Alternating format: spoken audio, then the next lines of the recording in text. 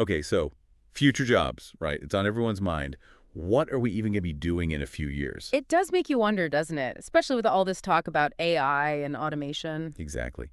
So I found this YouTube video, kind of a fun deep dive, but it's actually based on some serious research. It's called Hold On. Estas serán las profesiones mejor y peor pagadas en 2025, cada con lo que estudias. Wow, that's a mouthful. Catchy, though. Right, from a channel called Tu Abogado Particular, and it's based on research from EuroInnova, which is a big online education platform. Ah, so they're training people for these jobs. Makes sense they'd have a good handle on what's up and coming. Totally. So the video breaks down projected salaries for 2025 in Spain. Some of them, well, let's just say they got my attention.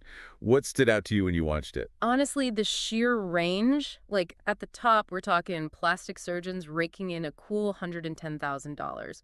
Odontologists aren't far behind at 66,000. Whoa. Okay, so medicine, that's always been a solid bet, I guess.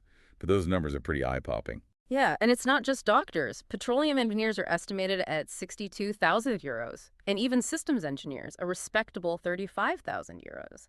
So there's a lot of opportunity in those specialized high-skill fields. It's interesting, though, right? Because we hear so much about how technology is going to change everything. Are these jobs, even the ones that pay really well, are they actually going to be around in, say, 10 years? That's the big unknown, right? This video focuses more on the earning potential, but I think the message underneath is adaptability. You got to be ready to pivot, to learn new skills, no matter what field you're in. True, true. But speaking of fields, there's another side to this whole salary thing, right? Some of the careers they listed as, let's say, not so lucrative, kind of surprising. Yeah, that's what really got me thinking. Like journalism, they're projecting something like $23,000, earth sciences, physiotherapy, education, all clustered around the 24,000 mark. Exactly. And those are all fields we need, right? They're vital to society. It makes you wonder if salary should be the only thing we're thinking about when we're choosing a path. Well, the video does touch on that. They use physiotherapy as an example, actually.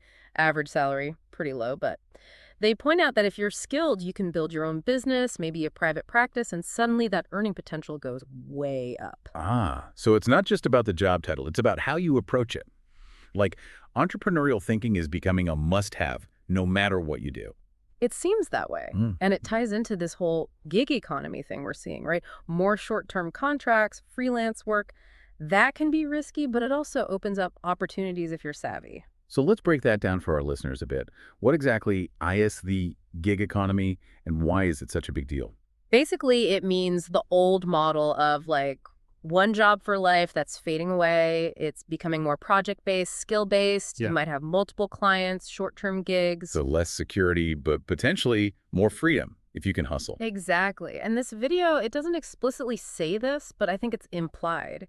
You gotta be passionate about what you do enough to really drive it forward, even if it's not a traditional career path. So for anyone listening who's feeling like overwhelmed by all this future job stuff, what advice would you give them? Well, first off, don't panic. Seriously. It's about figuring out what you love, what you're good at, and then finding creative ways to apply those skills.